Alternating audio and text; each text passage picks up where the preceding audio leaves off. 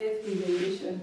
So this anayambe nitenge maso kuzimpheshi.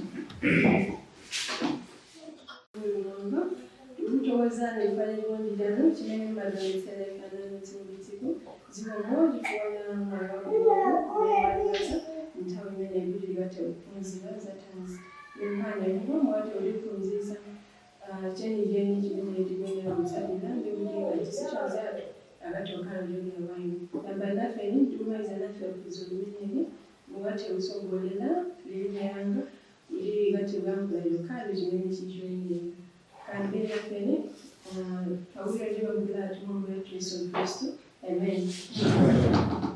Zisala za tanzi ndikofunikira bodani nanga ndizilizo zimene timayenera kuti tizidziwe pankhani ya tanzi lake ndee tikalibona zina mwa zinthu zimenezi omano tiyambira chenicheni mfoyane tikuyenera kudziwa kuphunzira zokuzana ndi tanzi.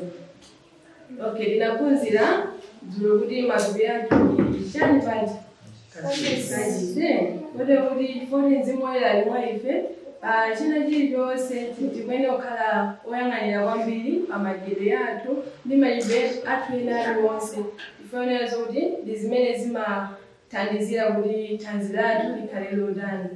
Ndeno kukhala kuti Yesu Khristu ali mwa ifeyo komanso pamene tikudikiranso kubwera kwake kwa Yesu Khristu pakukonzanso tikuyenera kukhala kuti osamalitsa makamaka kwa tanzi lathu ndimene limatha kutithandizira ngati lili labwino kuti uthenga wa Mulungu upite patsogolo. Ndeno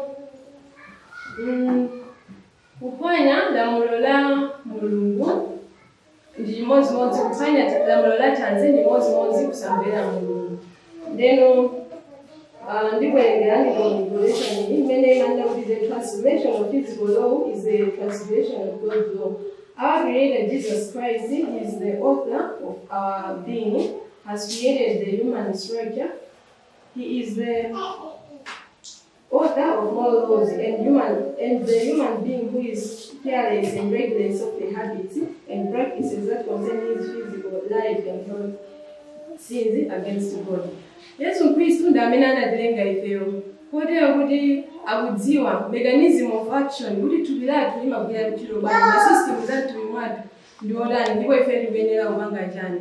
Chotero kuti ifeyo tikuyenera kumvera china chilichonse chimene Yesu Kristu ananena pama health laws pamene tikuyenera kupanga motani kuti tanzi lathu likhale labwino ndi kuti likathe kukwanitsa kuwafikiranso anthu ena kuwazoza chikondi cha Yesu Kristu tili ndi tanzi labwino komanso anthu ena onse kuti akhale ndi tanzi labwino. Ndeno pankhani imene kwambiri ndi zinthu zimene ifeyo timayenera tiyang'anire ma angles onse kuti tionetsere kuti tanzi lathu likhala lopambana ngati kutsalira zonse moyenerera, of which chinthu choyambirira ndi zokhudzana ndi madyedwe athu nutrition komanso exercise nanga madzi amene tikumwa kugwiritsa ntchito madzi zikuyenera kukhala modani, dzuwa temperance kuziletsa kumeneko mpweya amene tikupuma komanso kupumula kukhala nthawi yopumula komanso kukhulupirira mwa Mulungu. Zonsezi zimathandizira kuti zimatengako gawo kuti ifeyo tikhale ndi tanzi labwino komanso momvera ndi nutrition amene tiona gawo lalikulu la madyedwe athu kuti ifeyo tikuyenera kumadya chiyani ndi chiticho chimene chivomerezeka. Nde choyambirira tanzi lathu kwa kukulu limapangidwa affect ndi zomwe tikudya because akuvomeza masiku ano kuti akubwera kudya mmene chaka zakudya zimene pakale kudya. Ndekuti akhristu timayenera kukhala osamalitsa kwambiri pachisankho cha chakudya china chilichonse chimene tingapange. Ndeno choyambirira tikhale kufotokozerana kuti ndi chiyani chimene tikuyenera kuti tizidya. Nde kwambiri tikamaona Mulungu anatipatsa china chilichonse chokudya choyenerera kuti tizidya. Zina sizakudya, zina ndizokudya. Nde ifeyo focus yathu kuti pazakudya zimene Mulungu anatipatsa kuti tizidya ndizidizo. Then point yoyambirirayo ikamba zoti eat more grain rather than refined grains. Tikamamba za ma grains ndizinthu monga timanga, mabila, komanso monga nyani zina tirigu zambiri mwaizo monga chimene timalidziwa kwambiri kuno mu Malawi ndi timanga, mabila, mawere. Ndeno izozo tikuyenera kumazidya motani. Aonera zoti tikuyenera kumazidya zosabonola whole grains mmene chilili osachibonola. Tifuyenera zoti chimene timakhali kufuna kuti tipeze ifeyo mthupi mwathu kuphatikiza kuti tipezamo manutrients ena kapena gawo lina la zakudya timakhala kuti tikufuna fiber kapena kuti soma mkhuzu zimene zimakhala zikuthandizira kuti no chakudya chija chizitha kugawa bwino pamene tikudya. Nde mwachitsanzo ufa wamgayiwa umasiyana ndi ufa woyera. Ufa woyera ndimene timapita kuligayo kukagaya kuzawuvika ndekuti zabwino timakhala kuti tazidyotsa. Onena ena manena kuti maboso amatiposa kuganiza chifukwa iwo akabwera amachotsa zofunikira zokisira mbali na ifeyo ndamene timapeza zoti tikachotsa zofunikira zija ndikumadya zinthu zimene zizosafunikira. So chomwe tikulimbikitsa apa ndionera zoti Mulungu ananena kuti tikuyenera kumadya zinthu zimene zili za whole grain kufoti ndi zabwino kuthanzirana za mtundu osati za mphumphu mmene zili osati zokonyola. Komanso chinthu china ndi chimene tingathe kuonjezerapo mwachitsanzo ndi zipatso zimene tinapatsidwa. Komanso tinapatsidwa masamba osiyanasiyana kuti tizidya. Zonsezi zipatso, masamba, komanso zipatso, masamba, komanso ma-grains zimathandizira, zimakhalamo ndi fiber okwanira. Kuti ifeyo tikadya fiber uja amathandizira mu njira zosiyanasiyana. Then ndinakaya kuti amathandizira kuti njira yathu chigawo chathu chakudya chiziyenda kukonyola amakhala ndi mavuto osiyanasiyana. Monga zimakhala zoti zimatenga nthawi yayitali kuti zigayike. Tifuyenera zoti sizimayenda moyenerera kusiyana ndi mmene zimayendera zikakhala ndi fiber kapena kuti ma fiber zinalina ndi mankhusu mudidiro amadero. Ndekuti fiber ndiofunikira kwambiri chifukwa amathandiziranso kuchotsa mthupi lathu tili ndi mafuta osiyanasiyana. Cholesterol ndi mtundu wa mafuta umene uli pa magawo awiri. Nde tili ndi high density lipoprotein komanso low density lipoprotein, of which wa low density uja timamupatsanso zina alina kuti ndi woyipa kapena bad cholesterol. Wa high density uja ndi amene thupi lathu limamufuna kwambiri. Nde zimene zimachitika wa akatuluka woyipa uyuyu amatha kuyambitsa zinthu zina zolakwika ngati mwachitsanzo mafuta amatha kuseka mizemba imene magazi amadusamo chote kuti munthu akhoza kukhala ndi matenda monga kuthamanga kwa magazi high BP zimene zili za common masiku ano. Komanso matenda a mtima amakhalapo kuponya zoti cholesterol uja oyipa uja ndi amene achuka mthupi. Pamene wina amene tikumunena kuti high density lipoprotein amathandizirano kuti akachotse uja oyipa uja. Tsopano tikamadya zinthu za fiber zimathandizira kuti zikachepetse cholesterol oyipa uja amene akhoza kutiyambitsira matenda osiyanasiyana mu thupi pamene tikudya. Nde tilinso ndi bile ndi amatulutsidwa ndi chiwindi. Fiber amathandizira kuti chiwindi chigwire ntchito bwino kutulutsa bile okwanira. Bairo ndi ofunikira kwambiri faso choti amathandiza kugaya mafuta kapena kusungunula mafuta ngati ali ochuluka kwambiri mthupi. Ndekuti ngati sikudya zinthu za fiber tikuyika pa chiopsezo bairo amene akutulusidwa ndi liver. Komanso bairo yomwe amathandizira kuti ngati cholesterol uja oyipa uja alipo wambiri amakamusungunula amakwanitsa kukamusungunula. Zimene zikutanthauza kuti kudya zinthu za fiber ndikofunikira kwambiri. Fiber amathandiza kuchepetsa mafuta amene ndi oyipa mthupi amene amatika pa chiopsezo cha matenda a mtima komanso akuthamanga kwa magazi. Komanso amathandizira kuti bairo apangidwe atulutsidwe amene amathandizira kukasungunula mafuta ajani kupatula. Komanso kuonjezerapo tayenda kuti njira yathu ya madyedwe yathu imene chakudya chimadutsa monga m'matumbo chikafikepo tulusidwa. Mapezeka kuti amathandiza kuti zizitha kudutsa mwabwinobwino popanda kusokonekera kwina kulikonse. Pamene munthu kudya zinthu zokonola njira ija imakhala ikutsekeka pang'ono ndi pang'ono. Ndiye munthu umakhala ndi mavuto monga zimene zimathanso kukhala ndi ma-complications oyipa kwambiri. Then izi ndi zabwino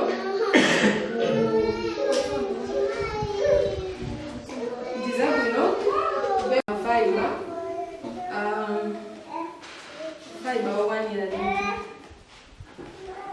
Komano vuto limene lili ndi anthu ndionera kuti timatenga kukamuyotsa fiber uja chifukwa tili kufuna mwina tione kuti chakudya ija mwina chikukongola kapena tisangalatse anthu ena tsanzathu kuti zoyenerera izizo.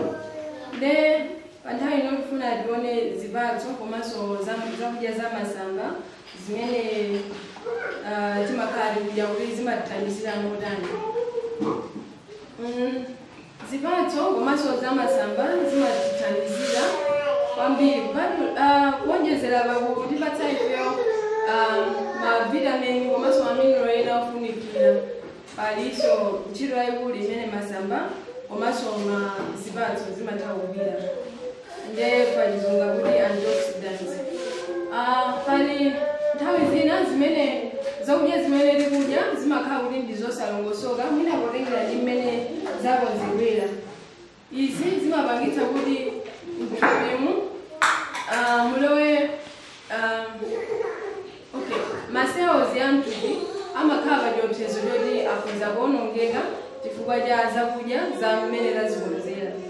Mwachitsanzo zinthu zimene timazipanga deep fry kapena kuziyika mafuta aja amapangitsa kuti chinthu ija chikhale oxidized.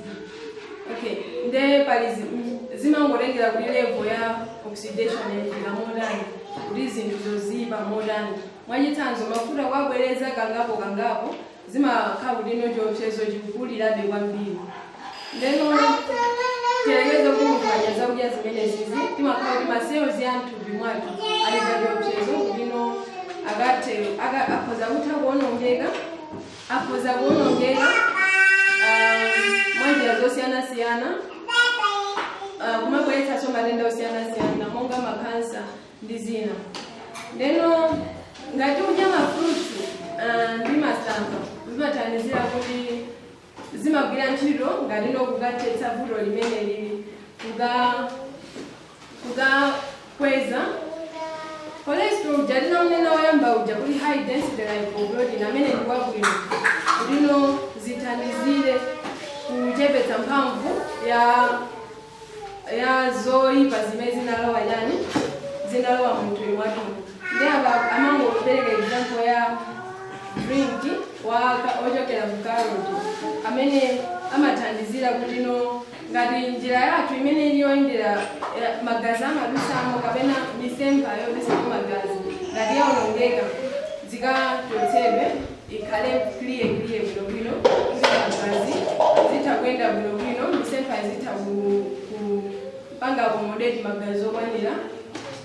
Zimene zimathandizira kutetezera ku matenda monga high blood pressure kapena kutamanga kwa magazi kwambiri komanso matenda ena a mtima. Ndikukhulupirira kuti tili limodzi.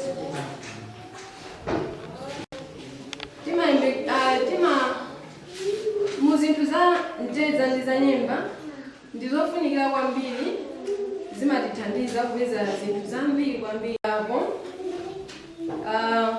ma minerals ambiri amakhala mosomujani mu zinthu zimene zizi. So tikuyenera kuti pamene tikudya kuti chakudya ichi chidaiti miri yomwe takonza ifeyo, tikuyenera kuti tizionetsetsa kuti manati za mtedza kapena za nyemba zikudani zikupezekamo. Chifukwa mumatha kupezeka mumapezeka fiber wambiri. Ndeno tanena kale kuti ubwinonso wa fiber umathandizira kuti chiwindi chithe kutulutsa bile okwanira bwino, ndino athandizire kumbali ya digestion ya cholesterol, kugaya cholesterol kuja oyipa kuja olonga. Komanso tanena kale kuti amathandizira fiber kuti chakudya zitha kutulutsa bwinobwino pamene chikugayika mu system yathu yogaya chakudya. Ndeno izi nzofunikira kwambiri, tikuyenera kuti tizipanga include ma nuts kapena za mitedza, kozokhala mtedza umene kozokhala guluso la za nyemba, ndekuti timayenera kuti tizionetsetsa kuti tikuzidya mokwanira. Nde akakhala mbali ya mtedza uwu timalimbikitsa kuti ukhale wa size yabwino, kuti mwina kudzaza pa chikhatho ababa popangira pamodzi ndi breakfast zomwe pointi yoyambira ikufotokoza. Ndekuti izi zithandizira kuti ifeyo tikhale ndi pa zina zomwe timakafuna, for example nyama ndi monga mafuta, ndi mafuta aja amatenso kupezeka manatsi ndi malegumes. Ndekuti tikuyenera kukhala okonda kwambiri izi, kufuna zoti zinthu zina zijanso sitikazifuna. Nde pali majubazi gula zokumbidwa zimene zimatithandiza kutipatsa ifeyo chakudya chokhutitsa. Tikadya timamva kuti tani takhutitsa, and it's best to eat them raw whenever possible. For example, spinach has more protein than beef. It's best to eat twice a week. Then point here, of course, you find ndi kuzobwera so masamba umeda kambagale akungolikiritsa kuti zinthu za masamba green ndizabwino kwambiri. Ifeyo tikuyenera kuti mu diet yathu tizizipanga include, chifukwa zoti zimathandizira kwambiri kumbali ya chitetezo chathu cha mthupi kuti tikhale lokwera, tikhalolelezedwa kumbali zosiyanasiyana. Komano apaso akungopereka chitsanzo china cha spinach amene ndizagula masamba, imathandizira kutipatsa ifeyo ma proteins amene ali ambiri oposa amene tingapeze kunyama ina iliyonse. Nde tikuyenera kukhala osamalitsa pa chisankho imene ngapange. Ndeno pa nthawi ino tikhali kuona za zokhudzana ndi nyama. Okay, then nyama mgaga masiku ano anthu zimene zikukhala kuti zikuchitika pa mchezo ya matenda ya hypertension kwambiri, percentage yayikulu anthu mdziko muno akupezeka zoti akudwala ndi chani, ndi akupezeka ndi matenda ya kuthamanga kwa magazi kwambiri. Komano ndi chifukwa chino cha mmene tikudyere. Ndeno ngati anthu akulimbikira kwambiri kudya nyama. Nyama choyambirira imatenga nthawi yayitali kuti igayike. Nde pamene tadya muja mwachitsanzo timalimbikitsa kuti tikhale ndi nthawi pamene tadya telekeze breakfast tadya 6 o'clock. Ndekuti timayenera kuti tikhale ndi nthawi inayo kuti digestion yathu ikatha tikumize tisango kuti nakumangodya mizikiziro. Ndekuti ngati tadya ma 6 timayenera kudikira 5 hours tisanadye sodyani miri ina yachiwiri. chifukwa 2 hours yoyambirira iyi chakudya chimakhala chikugayika mthupi. Ndeno pamene chakudya chikugayika mthupi sitiyenerakanso kumadyanso kanthu kena kapena kumwa madzi chifukwa zimasokoneza digestion. Pamene tatenga madzi kapena chakudya china kudya timapezeka kuti taisokoneza digestion, chakudya chija ndekuti chitenga nthawi yayitali than expected. Ndekuti chikatenga nthawi yayitali chimakhala kuti chikuyamba kudani kuonongeka. Nde nkhani ya vegetarian diet zimathandizira kuti munthu chakudya chimene ukudya sichimatenga nthawi yayitali kusiyana ndi za nyama. Nyama imatenga mahours ambiri kuti ipange digest, of which ngati munthu ukudya nyama mowirikiza ndekuti zisingokumana digestion inasinathe akubwera benso chinthu china chimene zimakhala kuti zikutononga mu digestive system yake. Komanso mnyamamo muli mafuta aja amakhala ambiri kwambiri. Nde mafuta ambiriwo ndi amene amakhala oyipanso kwambiri kuthanzi lathu. Moreover tikamaphika nyama timakhala kuti tipangenso deep fry zija timanena zija zoti timakhala kuti chakudya chija chikupanga wesi tichikuonjezeka kusiyana ndi mmene chinali. Ndekuti choyambirira mwina vuto loyambirira ndi nyama yotenga nthawi yayitali kwambiri kuti igayike. Vuto ina muli mafuta ambiri. Vuto ina kuipanganso chani deep fry mafuta soti zikhalitsa nthawi yayitali. Nde mafuta aja amapanganso kuti akachinge misempha imene magazi aja akudutsamo.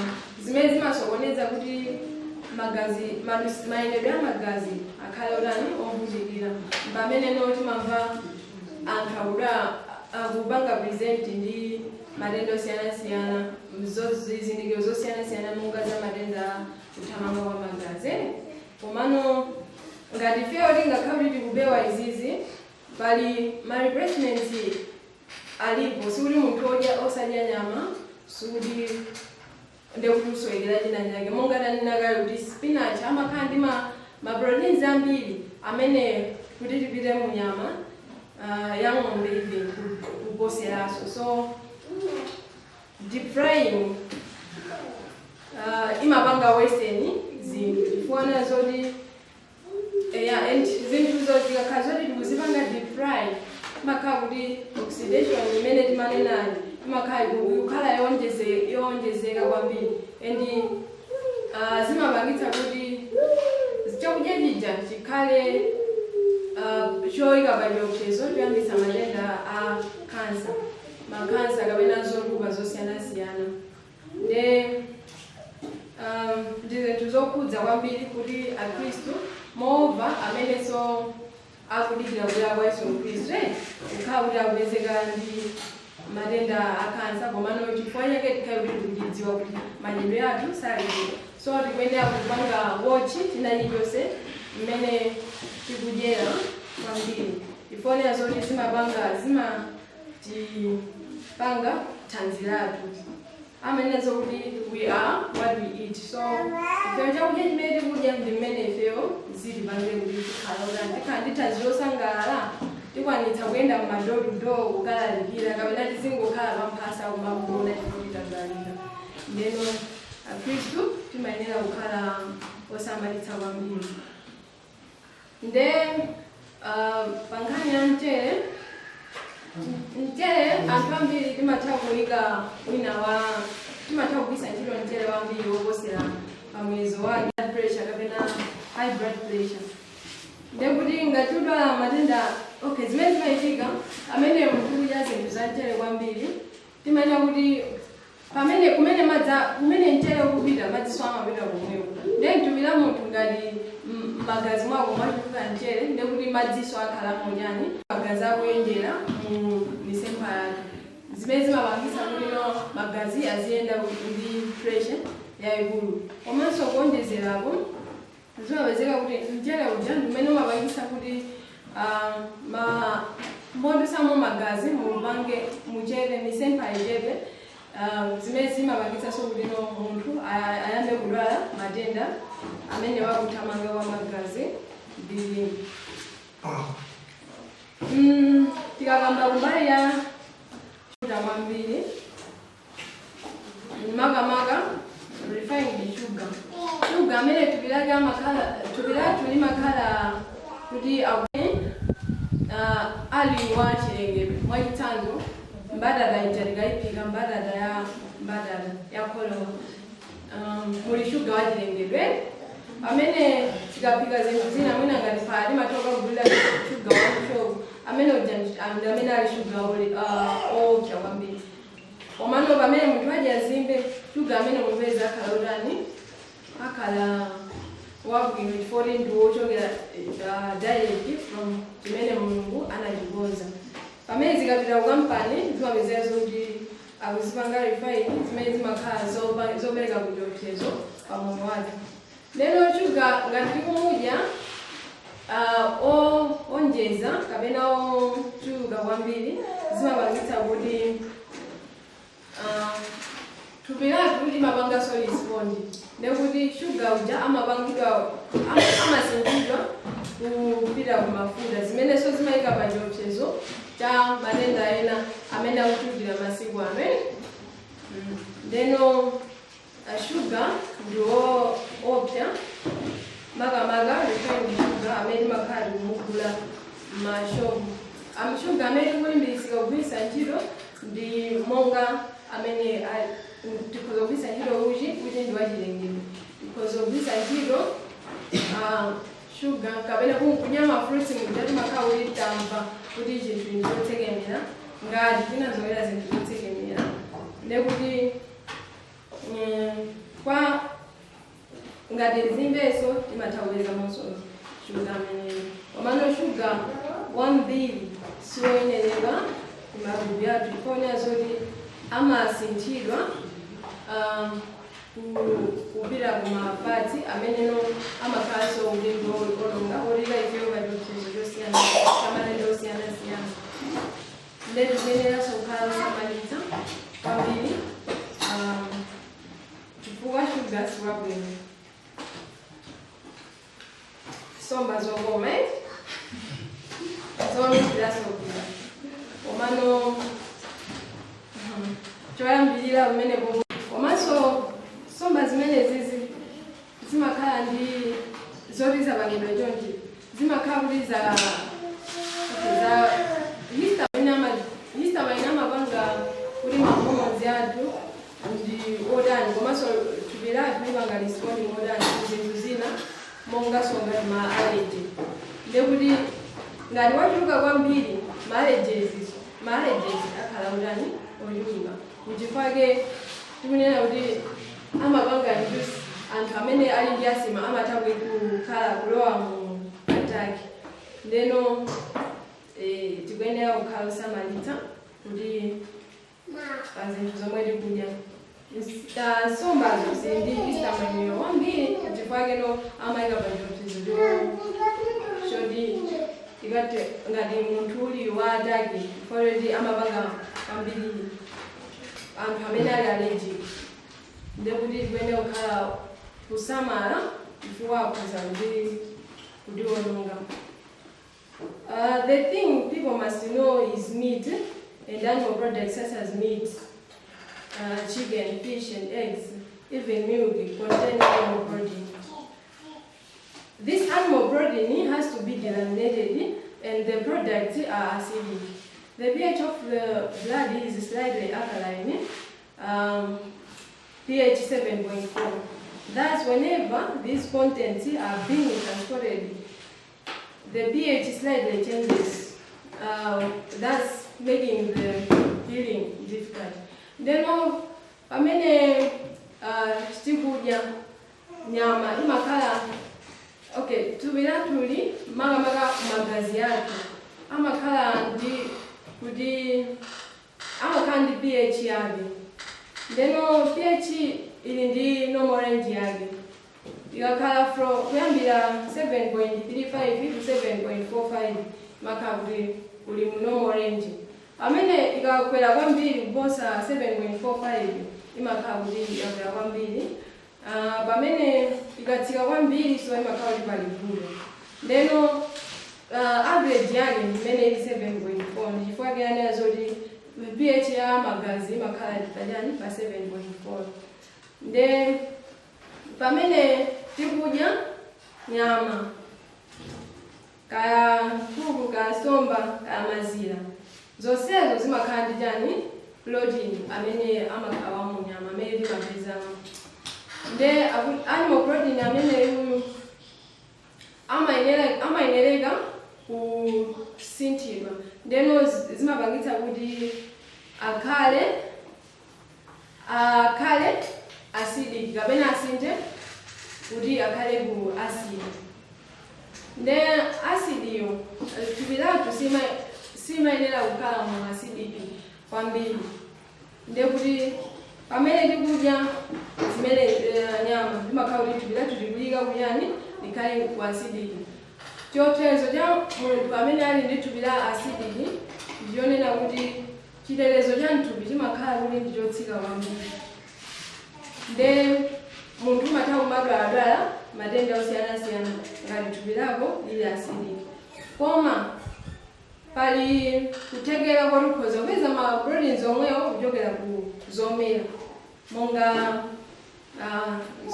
zipatso komanso masamba kulino magazi aja akhale mu pH yake yeniyeni mmene zimayenera kukhalire. Ndeno nchifukwa timalimbikitsa kuti ifeyo tikhale ndi boosted immunity kapena immunity yamphamvu kuti tizidya zinthu zimene sizipangitsa kuti chitetezo chathu cha mthupi tikhale chotsika. Nde anthu ena amakhala kuopa kuti tikakhala maveji nanga tizidya chani. Komano tikuona kuti china chilichonse ndichopezeka kuchokera ku vegetarian diet. Mulungu anatipatsiratu zinthu zonse kuti tikhoza kungozigwiritsa ntchito mwanzeru ndi guidance yake ya Mulungu ndipo tikhoza kukhala ndi moyo wabwino wa thanzi. Munthu wina wake she's a non-Adventist, she's not an Adventist. Ndeno amandiuza kuti komatu anthu timangoona kudzivuta before Mulungu anapereka kale zinthu zonse amapanga kufocus yake kwambiri nayo kuti atsikana mafuna kukalenga meshi kuzimanga kufoda kudani. Nde amandifotokoza kuti Mulungu anapereka china chilichonse cha natural choti tikhoza kuchigwiritsa ntchito ende anthu kumapezeka zoti tikuoneka bwino thanzi lathu sola bwino osatiso zonse kutenga zinthu zina kuzidani nkuzika kuti tizioneka bwino kuwonjezera kukongola. Ndeno anthu ena kuti akugala kuganiza kotero ifeyo kumana kupezanso zoti kuganiza wese kuposa anthu ena amene ali mwina olowerera anthu ena kuliposanso mmene tizani tikuganizira. Komano ifeyo tikhale chitsanzo chabwino kutiliwa tikhoza kuwapatsa chani direction yoyenera anthu anu. Ndeno pamene munthu kudya chakudya chimene chili cha vegan diet chimathandizira kuti munthu khale ndi immunity yamphamvu kwambiri of which anthu enanso tikhoza kuwaphunzitsanso za Mulungu. Mwina anthu akhoza madabo bwanji simmadwaladwala bwanji zakuti tikhoza kuwaphunzitsa zambiri akuzophunzira paife. So ndizoonadi nyama ija imatika pachiopsezo. Ndimfuna ndibeke example ya abambo ena ake amene anadwala matenda ena ake akubongo. Nde matendawo dzina lake neurocystocerosis. Ndeno amakhala kuti mu ubongo mwalowamo chani because of all zoti mina mabacteria kama germs amene amakhala ochokera mujani kunyama. Nde munthuyo anadalika kwambiri kofika kuti anakakhala kujani ku ICU kujani kama kuti ku serious. Nde nkumauza kuti vuto limene muli naloli mwakangousintha inuyo madyedwe yanu mukwezera zoti simuzadwalaso. Ndi nthenda yoopsa kwambiri kuti munthu mapumidwe china chilichonse chimakhala kuti kufunikira kupangidwe chani support umalekera kubanga gaweka. Ndeno tikuyenera kukhala oganiza komanso oyang'anira kwambiri madyedwe yake kuba ndamene amabanga determine kuti thanzi latulo ndilodani nangati khala moyo wathu wosangalala kapena odani. Mulungu amakondwera kuti amafuna kuti ifeyo tizikhala moyo wa thanzi ndipo amatifunira thanzi labwino. Ndipo anatipatsa zinthu zoyenerera kuti tichite komano vuto anthu fe sitifuna kumva. Timafuna kupanga zaife loka ifoti nina ngati kumva kukoma timolima koma timolima koma. Ndeno munthu akazoti kumva kukoma kuti sumafunanso utadani utadisiya. Mafuna munthu werengere ku Daniel chapter 1 verse 5.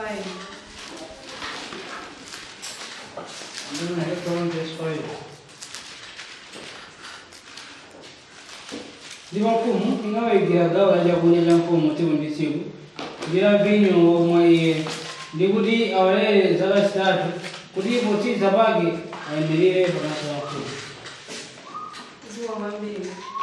Nde nkhani ilonse timadziwa amene achina Daniel anapanga chiganizo choti iwo saziditsa chakudya chapagome chimene amfumu amadya. Iwo anapanga chiganizo kuti adani adya zinthu zimene zili zoyenerera kwa iwo sakufuna kuzononga ndi china chilichonse. Mutawerenga verse 8. Koma Danieli anatsimikiza mtima wake kuti asazidetse ndi chakudya cha mfumu kapena ndi vinyo amamwa. Chifukwa chake anapempha mkulu wa adindo amulole asazidetse. Nde ifeyo ma decisions yathu amene tikupanga pamadyedwe yathu timakhala kuganizira kuti kodi Mulungu amakondwera ndi zimenezi kapena timangoti tagwamba ine ndiwo tagwamba ine chakudya tikuyenera lini. Ndeno tikuyenera kuti nthawi zonse tiziganiza ngati anthu amene tikudikiranso kubwera kwa Yesu Khristu. Kodi nanga Yesu adani akubwera apapo andipeza ine ndipanga chizi ubale wathu ukhala ulotani nanga pamene ndikudya chakudya ichichi Yesu Khristu angakhale nawo. So Daniel anakana kuzidetsa ndi chakudya chapagome ya mfumu tote kuti anawapempha mfumu kuti awayese kwa masiku 10 kuti mutolengere kwa verse 12. Mwesedu anyamata anu masiku 10 atipase zomera mchaka tidye ndi madzi imwe. Ziwa kwambiri. Nde imene tikuonera mpapezeka ma grains, ma fruits, ma nuts ndi ma vegetables. Ndeno zipezeka kuti pamene tikudya ma grains, fruits, nuts, vegetables ndi zinthu zokwanira kuti pangajani sustain ifeyo. Kuonazo kuti munthu amene Mulungu amene anatilenga ifeyo ndi amene anadziwa kuti mmene alili munthu akuyenera kumadya ichi ndipo ichichi ndi chomwe chili chokuyenerera. Then ndifuna ndiwerengeranu ma quotation councils on diet and food. Akuti grains, fruits, nuts and vegetables constitute the diet chosen for us by our Creator. Na anatisankhira kale the diet ilipo yosankhidwa ndi ifeyo kuti titani titsatire.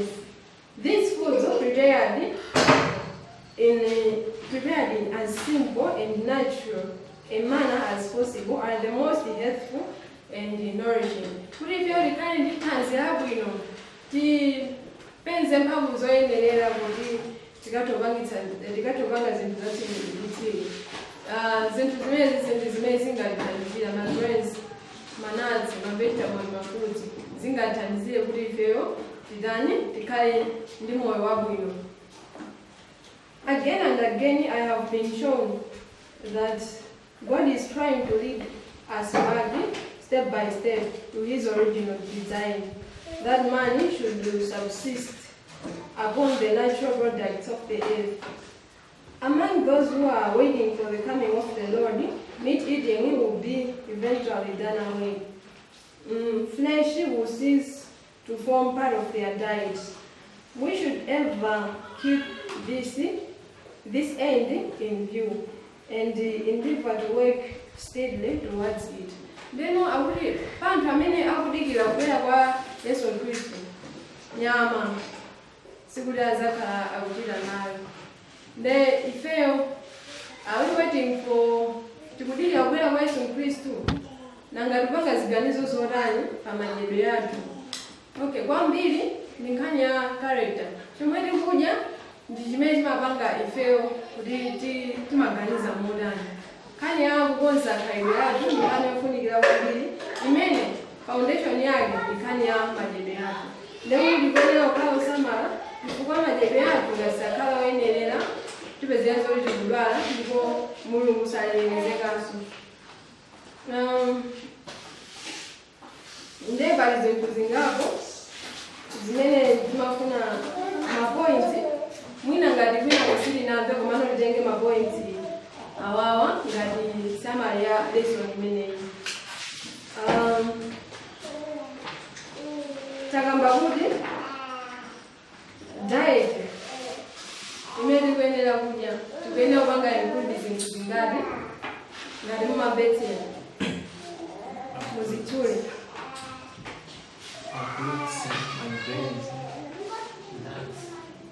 Ma breads, ma fruits, ma nuts, ndi ma vegetables. Yeah.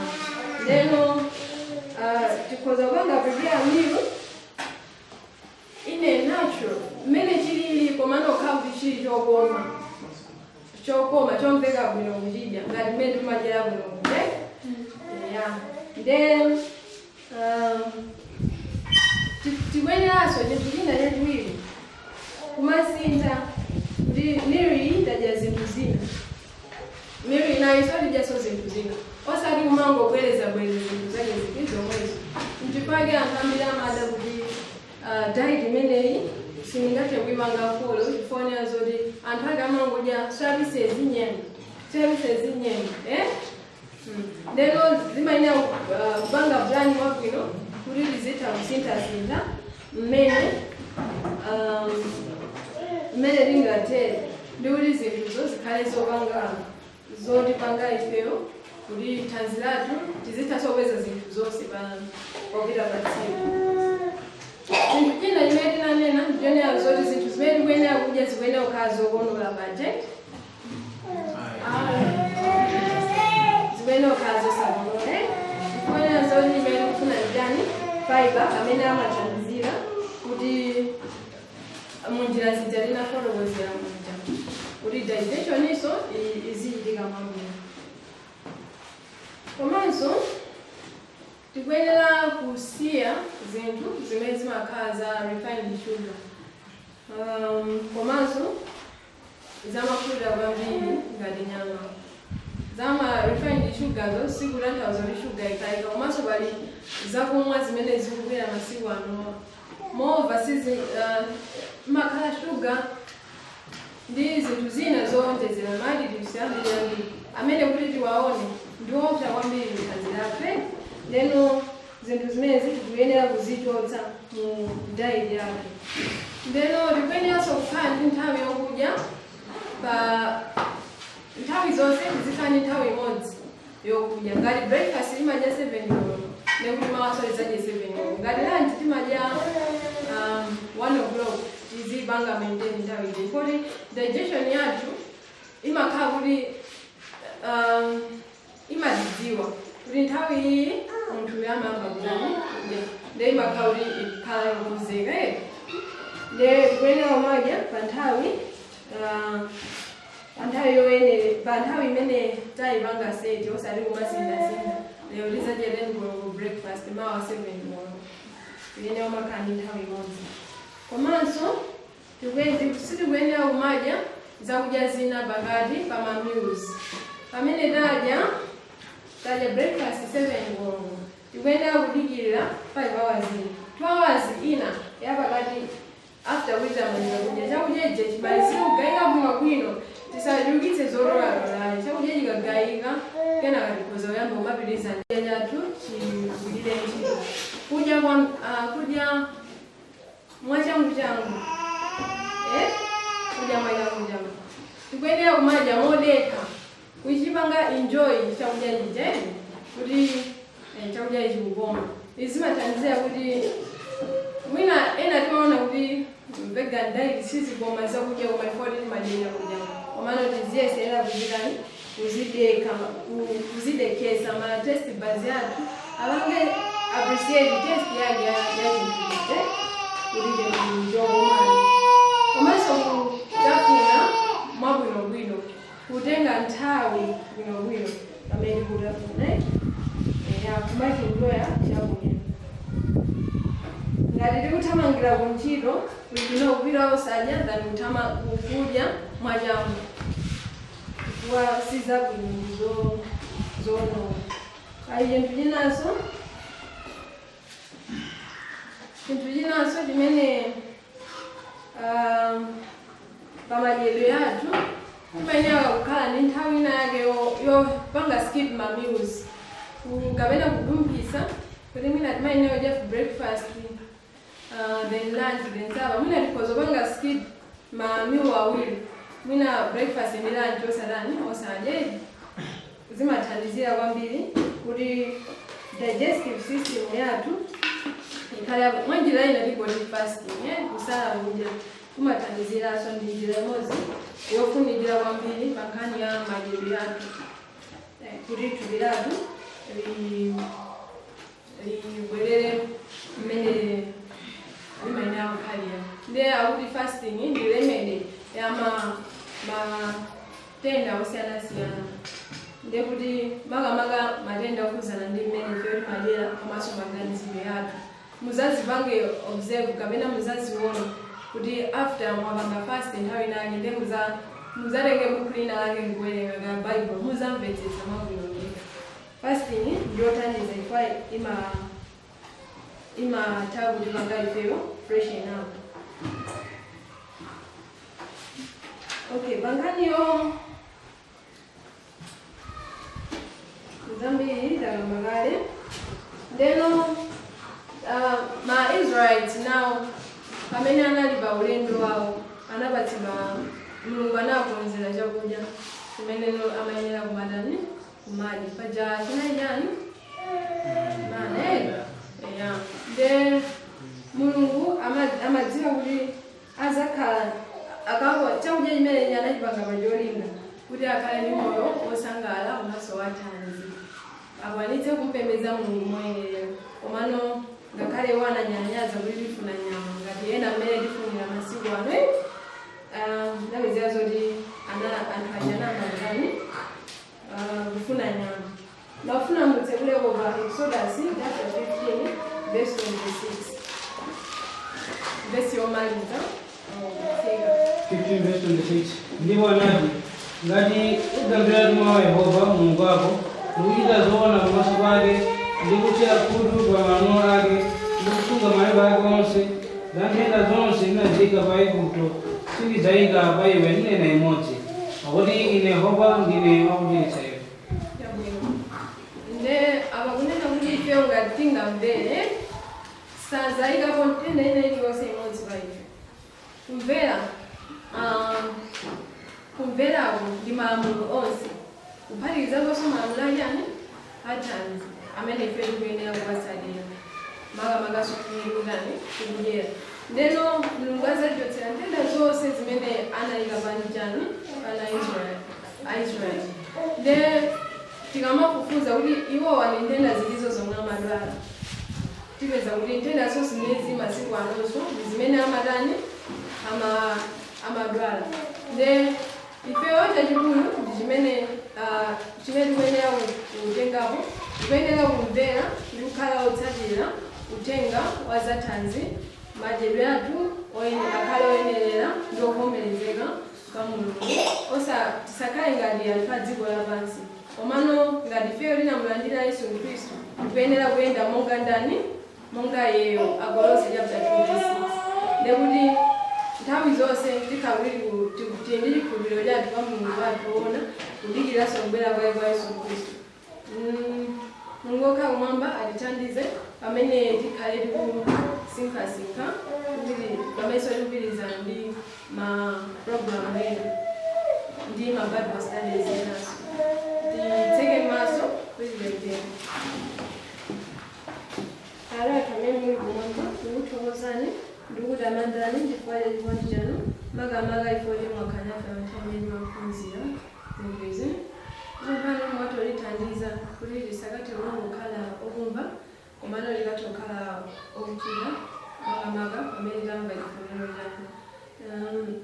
Satana naye ndiulenjera komano tikukhulupirira kuti inu Yehova muzatithandiza mutitenga ife kukhala nanu ndipo tupempha kuti kufuna kwanu pamoyo wathu makamakaso after titamva uthenga umenewu wathe kuchitidwa.